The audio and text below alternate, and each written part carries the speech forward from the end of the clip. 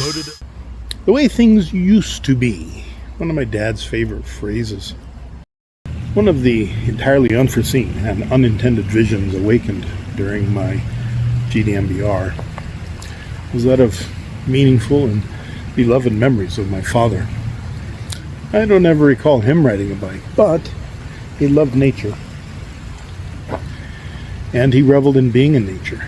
And he took us on as many forays into God's great creation as he could manage. His love for nature was seconded only by his care for the animal kingdom.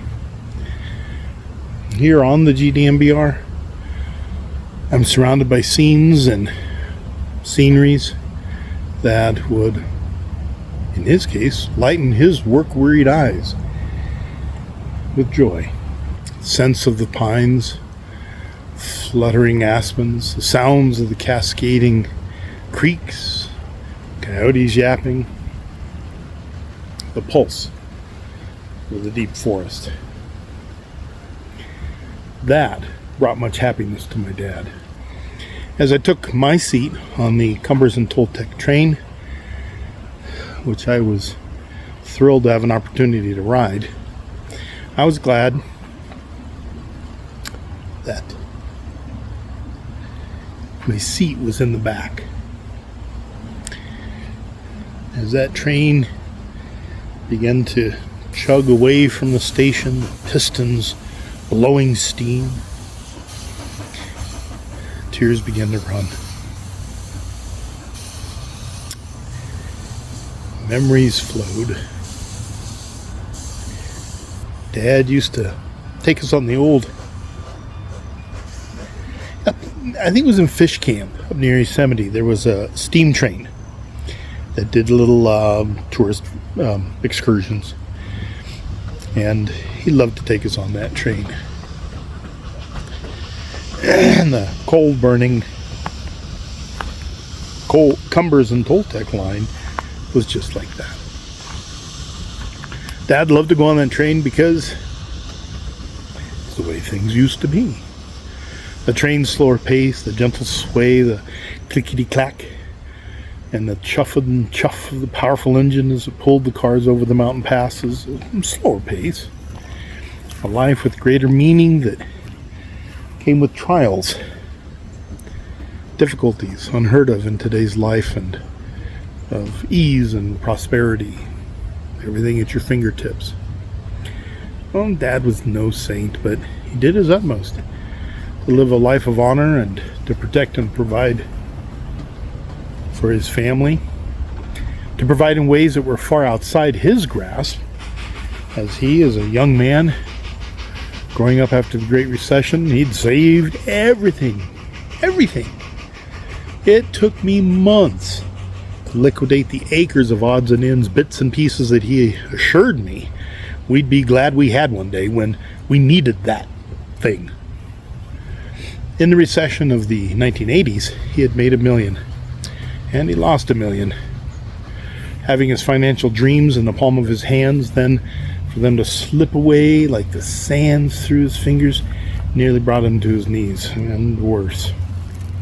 But he held his head up, persevered. His final effort was gold mining. Nothing anything like at Summitville. He was a one-man operation. They helped him a couple of summers dredging in the rivers. Those are some of the best summers of my life, working with my dad.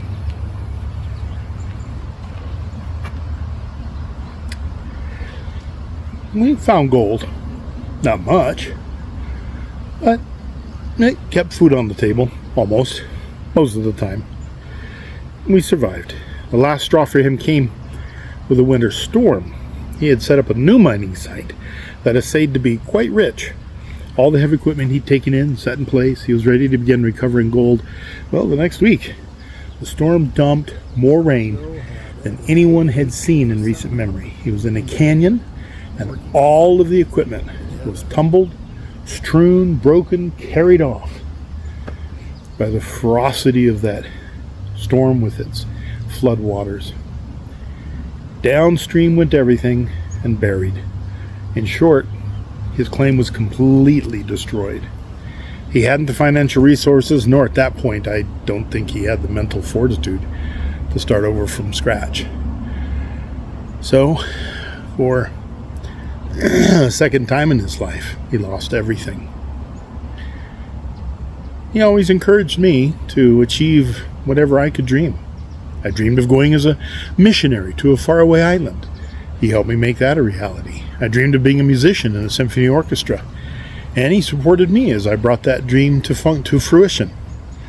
He encouraged me to get a PhD, an educational milestone he was never able to achieve, but a goal which I'm currently engaged in.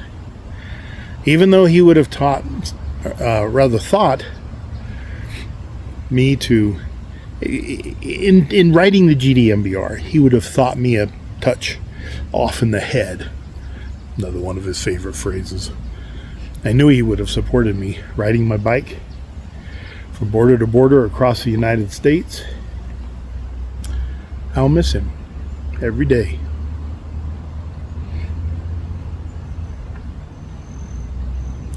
For the rest of my life.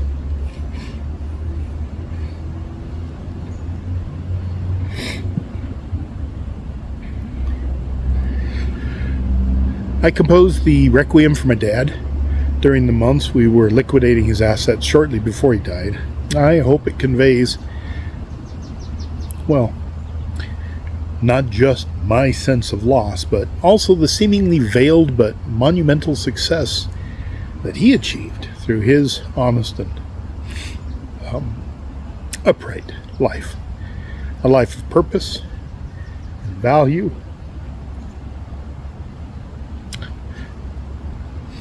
That left everyone with whom he came in contact better for his having passed their way. In his memory,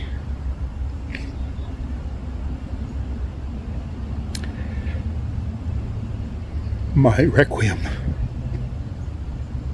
for my dad.